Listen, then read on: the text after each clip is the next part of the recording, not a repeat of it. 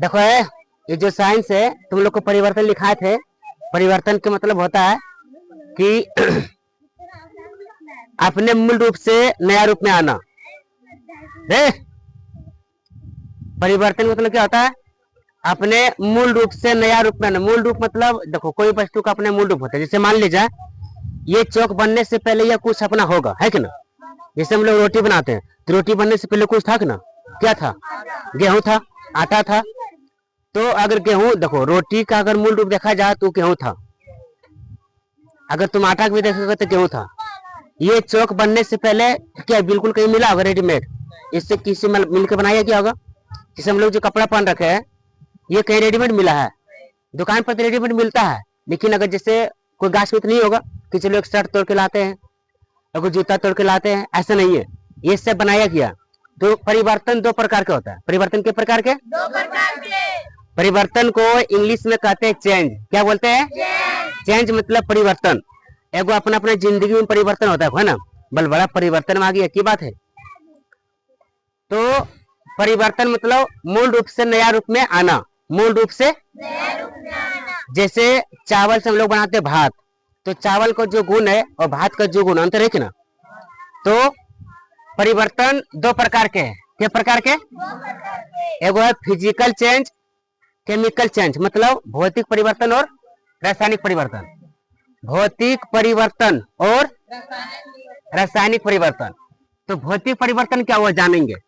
भौतिक परिवर्तन किसे कहते हैं? देखो, वह परिवर्तन जिसमें कोई नया पदार्थ नहीं बनता है।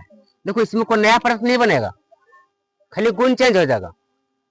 और जिसे परिवर्तन के शर्तों को उलटकर उत्क्रमित किया जा सकता है उसे भौतिक परिवर्तन कहते हैं। उत्क्रमित मतलब क्या? उल्टा सकते हो उसको। जैसे बर्फ से जल। देखो, बर्फ से जल बना तो क्या जल से बर्फ बना सकते हैं ना? बर्फ से जल बना है तो जल से बर्फ बना सकते हैं। ये हो जाएगा भौतिक परिवर्तन। एक था ऊर्ध्वपातन। देखो, ऊर्ध्वपातन क्या होता है? ऐसे पदार्थ है रे बेवकूफ है कि ऊर्ध्वपातन ऐसे ऐसे पदार्थ है जो ठोस से बिल्कुल गैस के रूप में आ जाएगा। जैसे देखो कपूर, हम लोग छठ पूजा में जो कपूर जो है पानी में देते हैं ना, उसको जब जलाते हैं तो वो जो ठोस रहता है बिल्कुल विलुप्त हो जाता है जल के। वो द्रव के रूप में आता है? नहीं आता। द्रव मतलब पानी के रूप में नहीं आता, कोई रूप में नहीं आता है। तो जैसे हो गया कपूर, नौसादर, एक है मिश्रणीय। क्या है? मिश्रणीय मतलब हुआ दो पदार्थ परस्पर आपस में घुल मिलकर एक समांग बन जाए, उसे पता नहीं चले।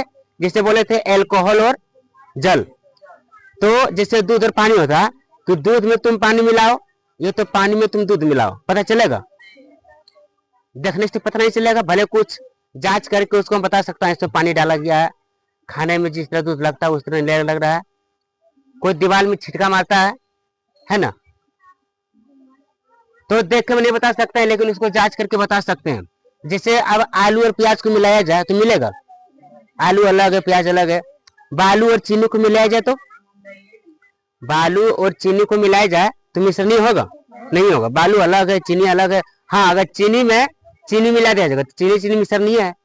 नमक में नमक मिला देंगे तो नमक और नमक मिश्रणीय है। समझे बात रे? तो क्या भौतिक परिवर्तन क्या? फिर से बोले एक बार। वह परिवर्तन जिसमें कोई नया पदार्थ नहीं बनता है और जिसे परिवर्तन के शर्तों को उलटकर उत्क्रमित किया जा सकता है उसे भौतिक परिवर्तन कहते हैं। जैसे बर्फ से जल बनना या जल से बर्फ बनना।